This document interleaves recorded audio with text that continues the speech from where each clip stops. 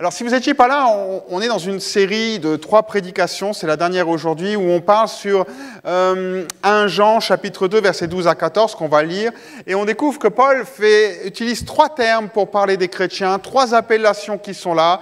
Il parle de petits enfants, jeunes gens et pères. Et manifestement, ces appellations ont des caractéristiques qui sont totalement différentes. Ce qui veut dire que ça correspond tout simplement peut-être à des étapes ou à des stades dans notre vie spirituelle. Alors, lisons d'abord le passage ensemble pour se le rafraîchir. Il dit ceci, « Je vous l'écris, mes petits-enfants, vos péchés vous sont pardonnés à cause de son nom à lui, Jésus. Je vous l'écris, Père, vous connaissez celui qui est dès le commencement. Je vous l'écris, jeunes gens, vous êtes vainqueurs du mauvais. Je vous l'ai donc écrit, mes petits-enfants, vous connaissez le Père. Je vous l'ai écrit, Père, vous connaissez celui qui est dès le commencement. Je vous l'ai écrit, jeunes gens, vous êtes forts et la parole de Dieu demeure en vous et vous êtes vainqueurs du mauvais. » Laissez-moi vous rappeler, peut-être rapidement, ce qu'on a vu les dernières fois. Si vous n'étiez pas là et que vous voulez en savoir plus, sachez que toutes les prédications du pasteur Olivier ou moi-même, si vous avez loupé une prédication dans une série, vous pouvez retourner sur YouTube, vous allez retrouver sur la chaîne les prédications, ce qui vous aidera à rester dans le fil de la pensée qui est dit. Alors, on a vu les petits-enfants, et les petits-enfants, c'est quoi? C'est des gens qui vont apprendre les bases de la marche avec Dieu. Et si vous vous souvenez, les bases de la marche avec Dieu, c'était quoi? Bon, c'est sur Internet, vous irez voir. C'est la sanctification. Le fait de mettre notre vie en règle, et vous allez dire, ce n'est pas que pour les petits-enfants, c'est tout au long de notre vie, mais on apprend à marcher dans cette dimension-là. Donc, avancer dans la sanctification. Après, on avait vu le jeune homme. Le jeune homme, les caractéristiques, c'est que vous êtes vainqueur du mauvais, vous êtes fort, la parole de Dieu demeure en vous. Très bien.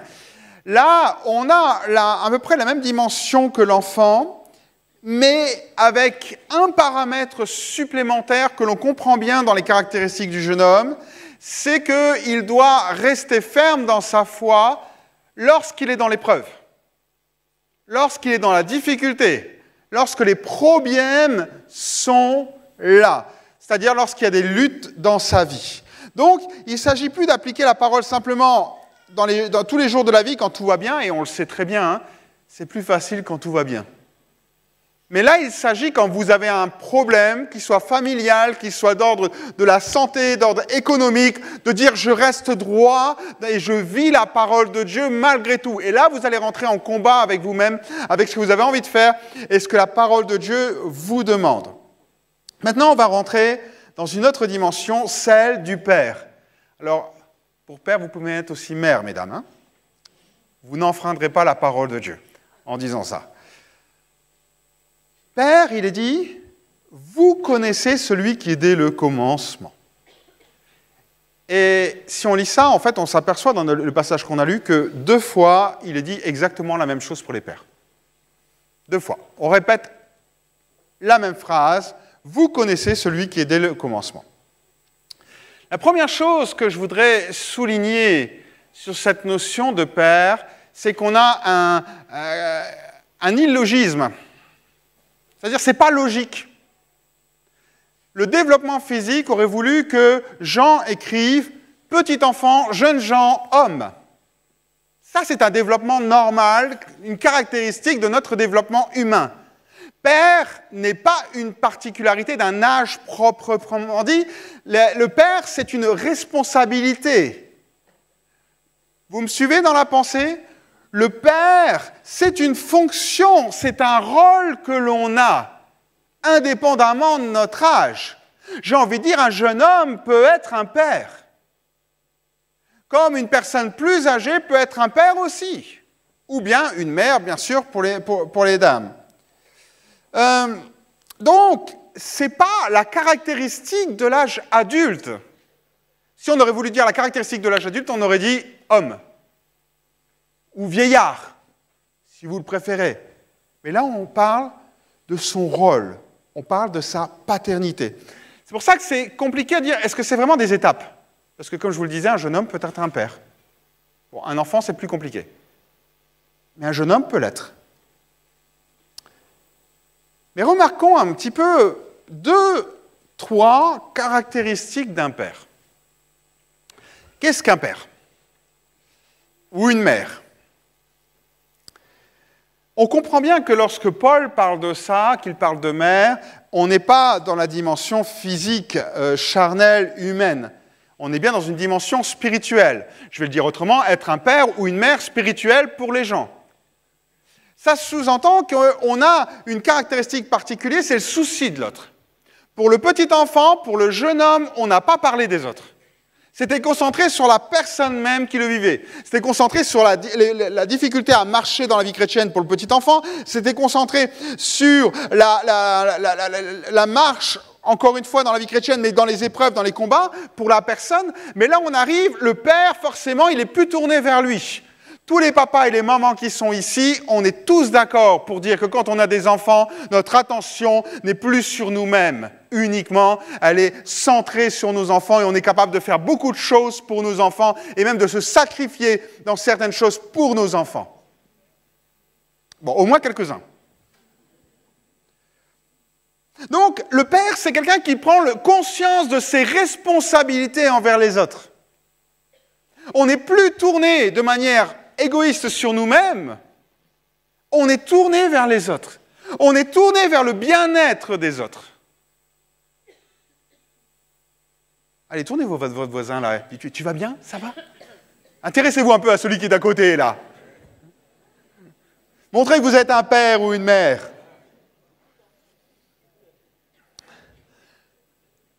Le père en lui-même ou la mère n'est plus là pour uniquement recevoir les choses, il est là pour les transmettre et les donner. On donne une éducation, on apporte des valeurs, on apporte une expérience de vie, on enrichit l'enfant du mieux que l'on peut avec notre background, peut-être parfois nos lacunes et nos forces, et on amène quelque chose. Un père, une mère spirituelle, c'est la même chose. On n'est pas là pour recevoir, mais on va se donner dans les gens. On a une responsabilité, non seulement on en prend conscience, mais on se donne.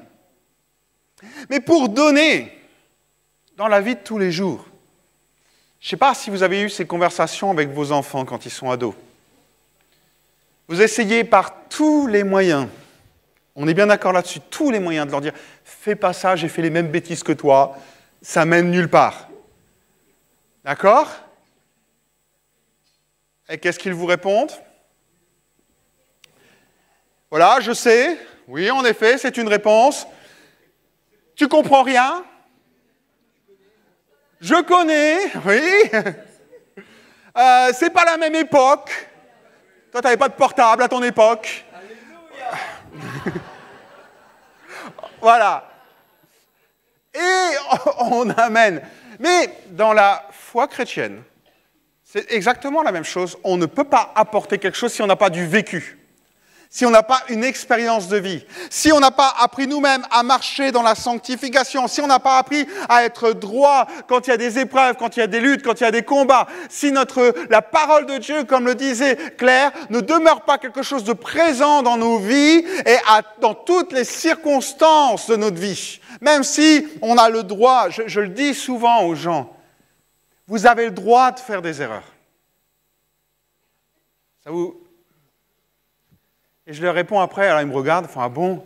Je dis « Oui, parce qu'il y a que ceux qui font rien qui ne font pas d'erreur. » Et c'est ça.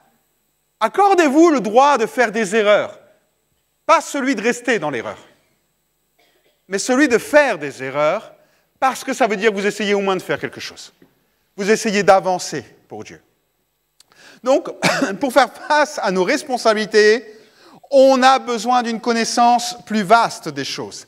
On ne peut transmettre que ce que l'on a vécu. Donc, un père, une mère, c'est quelqu'un qui a une expérience de vie, qui a une maturité. Il ne s'agit pas, et je ne sais pas si, enfin, peut-être que les professeurs peuvent connaître ou ceux qui enseignent peuvent connaître, mais c'est une chose de maîtriser un sujet, c'est une chose de le transmettre à quelqu'un. Et on le voit quand on enseigne, c'est une chose, même pour nous en tant que pasteurs, de venir ici et de vivre quelque chose, mais après pour le transmettre, c'est autre chose. Il faut monter d'un cran, il faut monter d'un niveau pour le transmettre. Et bien c'est exactement ça. Dans la vie spirituelle, les jeunes gens, la parole de Dieu demeure en eux, mais ils sont moins avancés que les pères. Ils ne sont pas en état de le transmettre. Ils savent l'appliquer pour leur propre vie, mais pas le transmettre et l'expliquer, le donner pour les autres. Le père, c'est celui qui possède une stabilité, une profondeur, due à son expérience avec Dieu. Le père pratique sa vie spirituelle depuis un certain temps. Donc, être un père, c'est avoir la maturité nécessaire pour faire face à ses responsabilités. Et la responsabilité, c'est la capacité de conduire et de conseiller les autres dans leur foi. C'est ce que disait Claire. Je ne pouvais pas être en deuxième année si je n'ai pas passé la première année. Et parfois, on voudrait tous être là, influencés, amenés, être des pères, des mères spirituelles pour les uns les autres, alors que tout compte fait, on n'a pas évolué dans notre manière de voir les choses, ou que la parole de Dieu n'est pas ancrée dans notre vie. Je ne parle pas de perfection, encore une fois. Dans la Bible, je vais même vous dire quelque chose que vous savez tous. D'ailleurs, je ne sais pas pourquoi je vous le dis. Dans la Bible, on n'indique pas le chemin à quelqu'un. On montre le chemin. On emprunte le chemin. Jésus lui-même, il est passé par toutes les souffrances. C'est ce que la Bible nous dit. Il est passé par toutes les souffrances, au point qu'il est capable de comprendre nos souffrances. Un chrétien, il passe par le chemin. Un père, une mère passe par le chemin et est capable de comprendre, de guider l'autre. C'est ce qu'on dit à nos enfants. Hein. Fais pas ça, tu sais, j'ai fait les mêmes bêtises que toi. Bon, après on a les réponses, on en a parlé. Donc c'est la caractéristique, et je dirais les deux grandes caractéristiques, il y en a encore beaucoup d'autres. Le souci de l'autre, la responsabilité, regarder aux autres, et une maturité qui est là, parce qu'on est passé par des expériences, on peut communiquer, on peut partager avec l'autre, on est légitime dans tout cela. Maintenant, regardons un petit peu plus nos versets.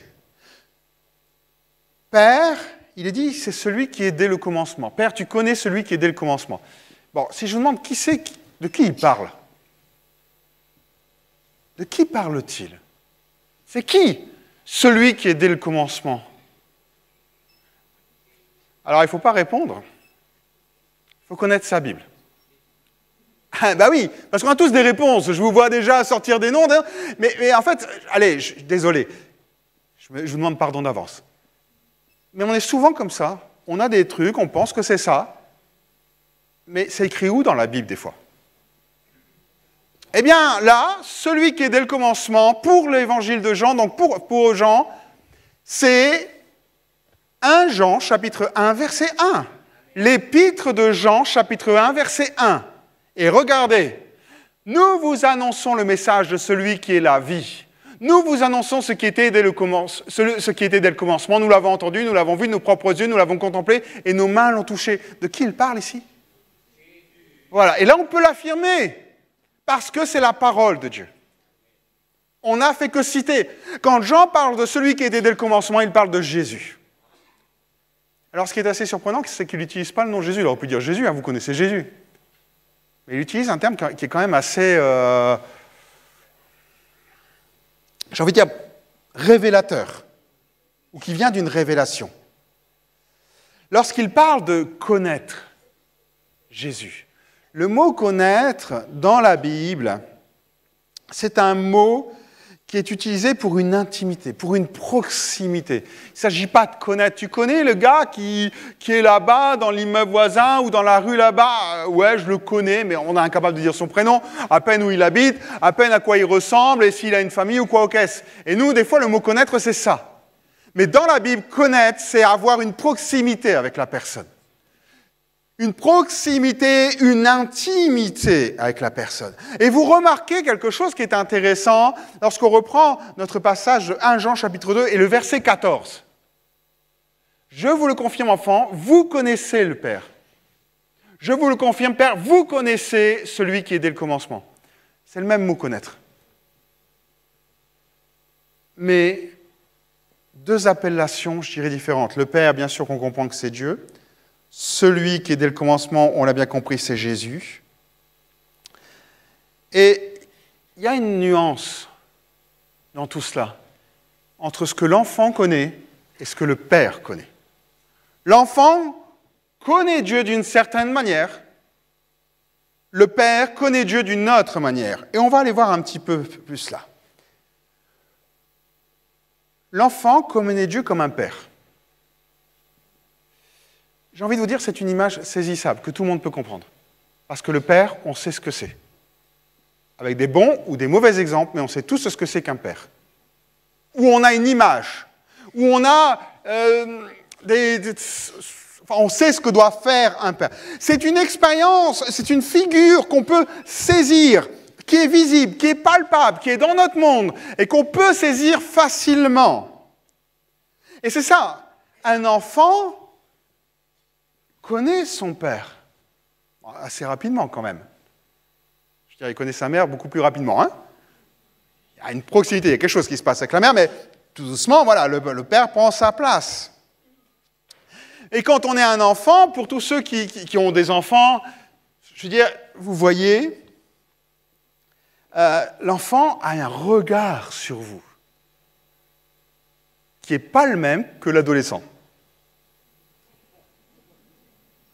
Je me souviens quand on a déménagé pour venir ici, pourtant ce n'était pas si loin que ça, puis on était avec des déménageurs, les gars. Puis Loïc, il arrive près de moi, il fait « Hey, papa, toi tu es plus fort qu'eux. » Je fais « Oui, mon garçon, oui. » Voilà, mais les gars, c'est des armoires à glace, voilà. Mais c'est le regard de l'enfant. Et l'enfant, dans la foi chrétienne, a un regard, et il y a un regard où il peut palper les choses, où il peut les comprendre, où c'est quelque chose, une image qu'il peut saisir, qui est, je vais dire, terre à terre, si je peux dire, dans l'expérience de vie. Maintenant, le Père, c'est une toute autre image. Qui d'entre vous, lorsqu'il prie, dit « Seigneur, je connais celui qui est dès le commencement » Dites-moi la dernière fois que vous avez prié comme ça. Ça ne vient pas vraiment à l'esprit. Parce que c'est une expression qui veut dire beaucoup de choses,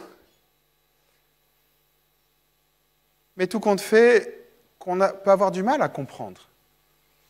Celui qui est dès le commencement, je ne sais pas, je vais me faire une réflexion avec vous, hein, et je pense que je l'ai déjà faite.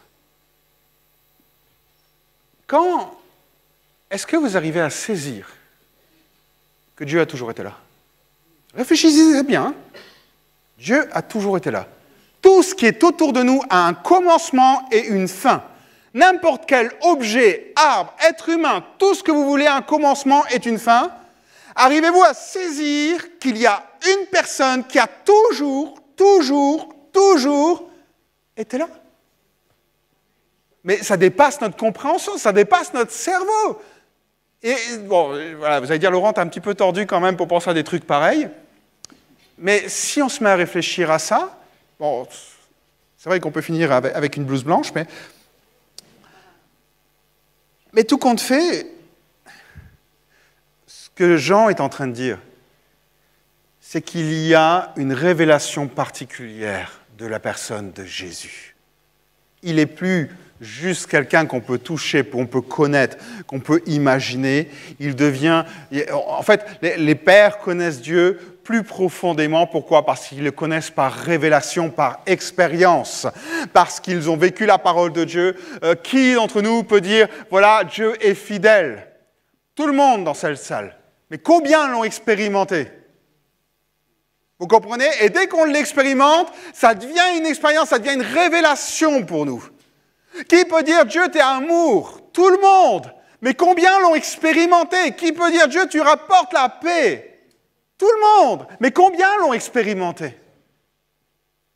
Et lorsque nous expérimentons ces choses-là, ça prend une dimension supplémentaire, plus grande dans notre vie. Lorsqu'on prie, on ne prie plus de la même manière. Et je vous ai cité 3 caractéristiques, il y en a tellement d'autres. Hein.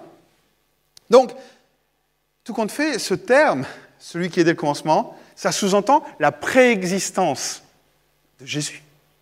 Il a toujours été là. Alors c'est encore plus compliqué pour quelqu'un comme Jean, hein, parce que lui, il l'a vu en chair et en os. Nous, c'est spirituel. Donc ils ont dû faire une gymnastique. Et revenons à notre verset. De 1 Jean, chapitre 1, et je crois le verset 1. 1 Jean, chapitre 1, verset 1. Je te laisse l'afficher. Et je voudrais regarder la fin du verset. Nous vous annonçons le message de celui qui est la vie, nous vous annonçons celui qui était dès le commencement. D'accord, on a compris que c'était Jésus. Remarquez après, combien de sens sont utilisés pour connaître Jésus? L'ouïe, le toucher, la vue, et il parle de contemplation en plus. Donc on s'aperçoit que lorsqu'il parle de Jésus et d'une révélation de Jésus, ça va prendre tout notre être, tous les capteurs que Dieu nous a donnés en nous créant. De la vue à l'ouïe, en passant par le toucher et encore d'autres sens. Il y a cette dimension qui est donnée. Tout compte fait, connaître Dieu, pas juste parce qu'on a lu quelque chose sur lui, pas juste parce qu'on a fait une expérience avec lui, mais parce qu'on l'a recherché au plus profond de nous-mêmes. Et que de tout notre être, avec tout ce que nous a donné comme moyen de percevoir les choses dans notre environnement, on peut dire oui. La femme à la perte de sang a touché Jésus. D'autres l'ont entendu, d'autres l'ont vu, et ils ont grandi dans la révélation de qui était le Père, qui était Jésus. C'est le cas de Moïse. Exode 3, versets 13 à 14. Moïse reprit, « J'irai donc trouver les Israélites et je leur dirai, le Dieu de vos ancêtres m'a envoyé vers vous, mais s'ils me demandent quel est ton nom, je leur répondrai. Que leur répondrai-je? Alors Dieu dit à Moïse, je suis celui qui est. Puis il ajouta, voici ce que tu diras aux Israélites, je suis m'a envoyé vers vous. Bon, c'est déjà une drôle de réponse, hein. Je suis celui qui est. Ok, ça va donner Yahweh, qu'on va souvent traduire dans vos Bibles par l'Éternel, parce que c'est plus ou moins la pensée même. Mais c'est une révélation, c'est la première fois qu'on parle du nom de l'Éternel. Moïse rentre dans une révélation. Je vais plus loin. Job 42, versets 5 à 6. À la fin de son livre, du livre de Job, Job dit ceci, « Mon oreille avait entendu parler de toi, mais maintenant mon œil t'a vu. C'est pourquoi je me condamne, je me repense sur la poussière et la cendre. » Encore une fois, mon œil, mon oreille, la vue, l'ouïe. Et ça m'a aidé à grandir, à te découvrir plus, à acquérir une connaissance plus profonde de Dieu. Mais le problème qui est là, et je pense que vous allez tous faire un pas en arrière, c'est que pour en arriver là, il a dû passer par des épreuves terribles.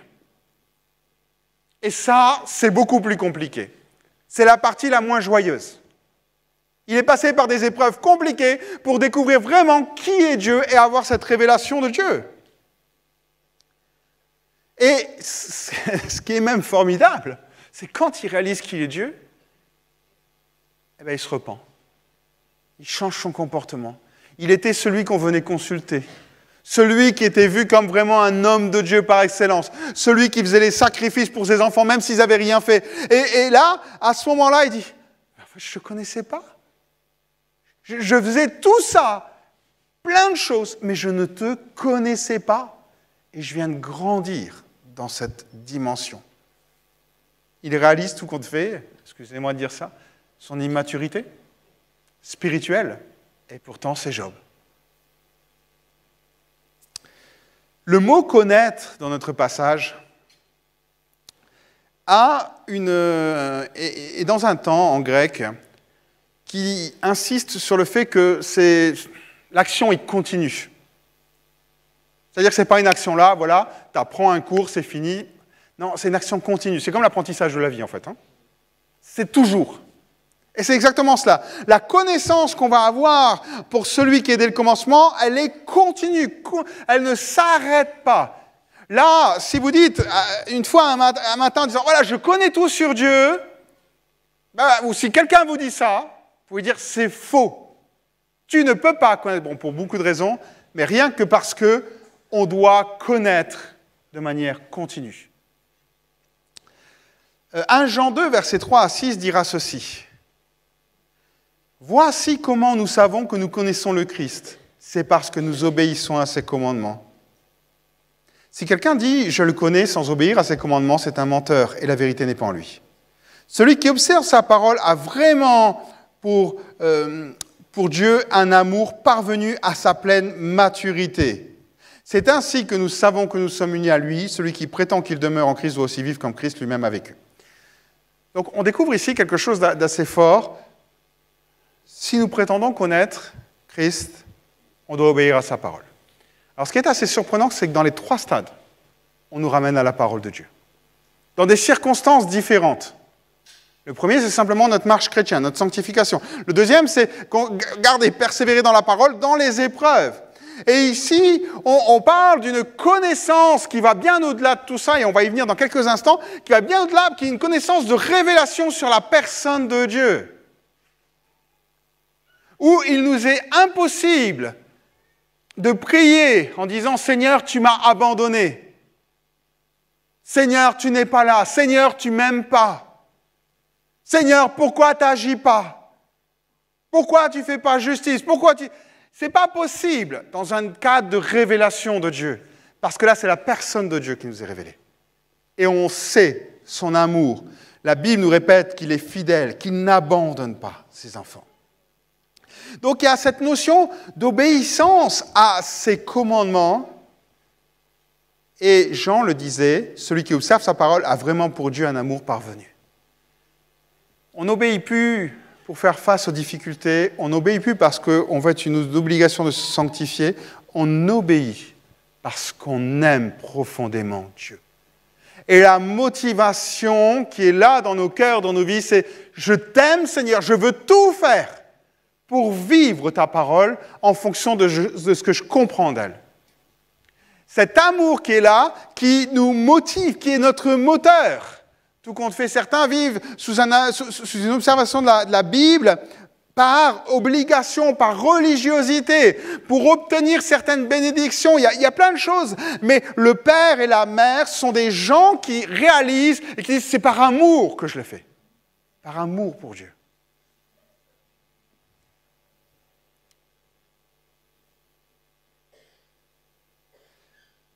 Vous savez, quand... vous connaissez ce petit dicton qui dit « l'amour déplace les montagnes » ? Eh bien, si on aime vraiment Dieu, je peux vous assurer que dans toutes les situations qu'on va vivre et croiser, il n'y a rien qui nous empêchera de faire et de mettre en pratique la parole de Dieu. Parce que notre amour pour lui va déplacer tous les obstacles qui seront en face de nous, qu'ils soient charnels, qu'ils soient humains ou autres.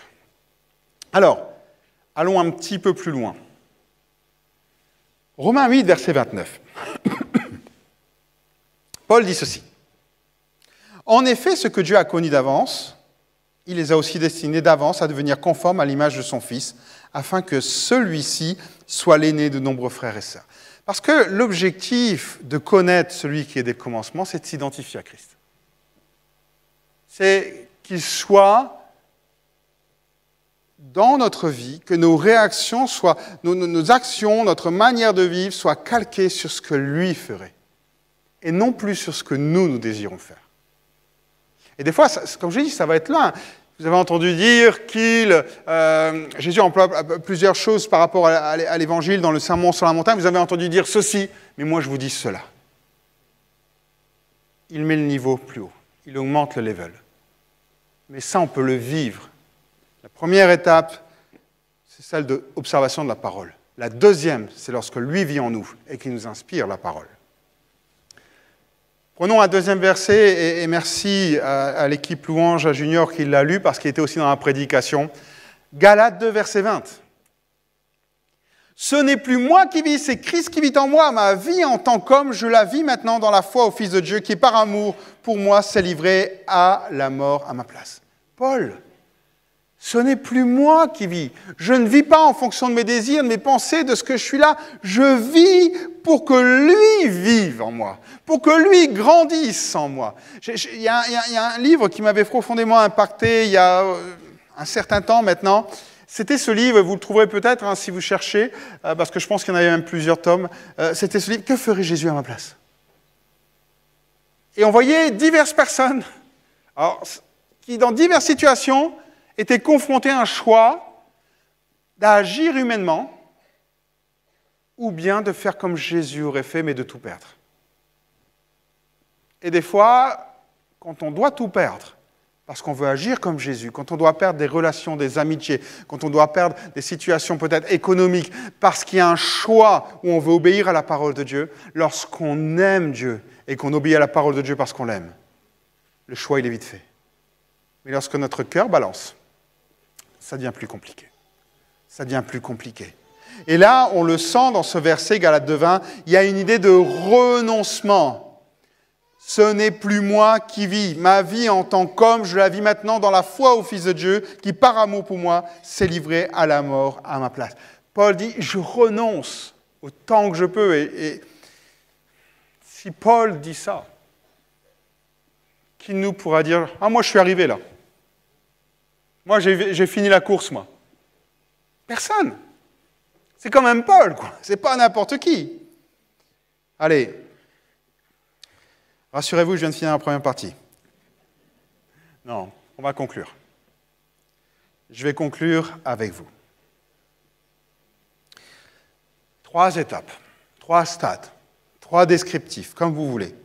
L'enfant qui apprend à marcher dans la vie chrétienne. Le jeune homme qui puise sa force dans la parole de Dieu pour traverser les épreuves et les difficultés. Et le Père. Le père qui est signe de maturité, le père, la mère, hein, bien sûr, c'est l'enfant, mais c'est aussi le jeune homme, jeune femme. Le père et la mère qui sont ceux qui ont pratiqué la vie chrétienne un certain temps et qui vont guider l'autre par l'exemple. Ceux qui vont avoir cette révélation profonde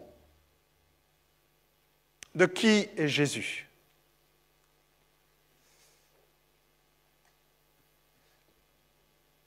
Être, alors désolé, ça va que pour les hommes, vous allez comprendre ma phrase. Être un père pour être un repère. Vous comprenez ce que je veux dire? Je ne peux pas dire être une mère pour être un repère, mais ça va aussi dans ce sens-là. Il doit y avoir dans l'Église des repères. Des hommes et des femmes qui se soucient de l'autre, qui se soucient du besoin, qui ont vécu tellement d'expériences qu'ils sont capables de les transmettre aux autres autour d'eux. Qui sont capables de les guider, qui sont capables de les prendre en main, qui sont capables de les aider. Et ça prend du temps, ça prend de la maturité, et ça ne dépend pas du nombre d'années que vous êtes dans l'Église. Un petit peu quand même. Mais des fois, on peut avoir 50 ans dans l'Église et toujours être un enfant. Et des fois, on peut avoir 10 ans dans l'Église et être un père. Un père comme repère. Repère spirituel, dans la famille, dans l'Église, dans la société. Quelqu'un qui va impacter son entourage. Parce qu'on parle de l'Église, mais ça peut être à votre travail. Ça peut être dans votre famille qui ne connaît pas le Seigneur. Ça peut être dans vos voisinage, ça peut être dans vos cercles de relations qui sont autour de vous. Et je finis avec un dernier verset.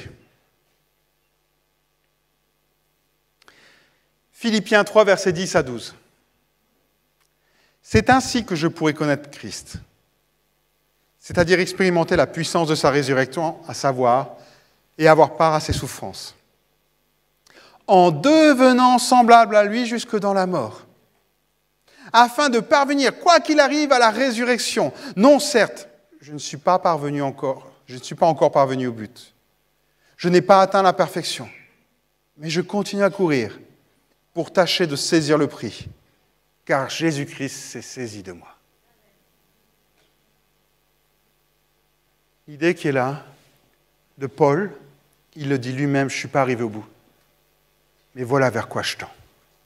Et j'aimerais que ce soit notre désir à chacun, là où on est, et peut-être que tu es là, ou là, mais en tout cas, tu n'es pas arrivé. Et dire, Seigneur, je vais aller plus loin avec toi. Je vais devenir semblable à toi, jusque dans la mort. Alors, attention, hein, on ne va pas installer des croix et vous allez vous crucifier les uns après les autres, parce que ce n'est pas ce que Paul a fait non plus d'ailleurs. Mais revenir semblable à lui jusque dans la mort, c'est à renoncer à tellement de choses. Tellement de choses.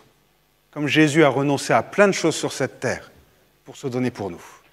Il a même renoncé à lui-même et à sa propre vie. Alors oui, je pense qu'on est tous d'accord. Moi, je le dis, je ne suis pas encore parvenu au but. Je n'ai pas atteint la perfection. Et j'ai une mauvaise nouvelle pour vous. Je crois que tant qu'on sera sur cette terre, personne n'atteindra sa perfection. Mais ce n'est pas une excuse pour ne pas tendre vers cette perfection. Est-ce qu'on peut incliner nos fronts quelques instants? Seigneur, ce matin, on se tourne vers toi. Et c'est vrai qu'il y a ici, dans ce lieu, des petits-enfants.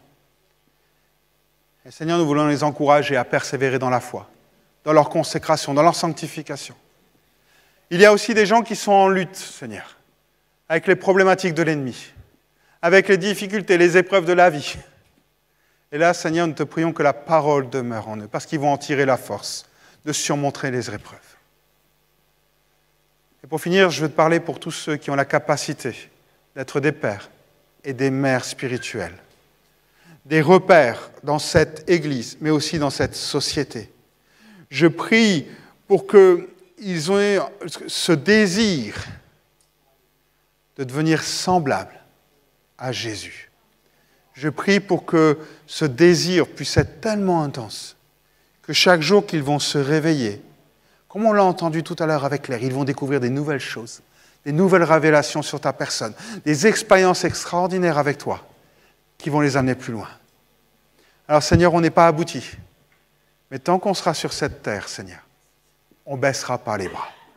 Alors merci de bénir chacun et de nous aider à continuer d'avancer, Seigneur, avec toi, Père. Dans le beau nom de Jésus, te prions. Amen.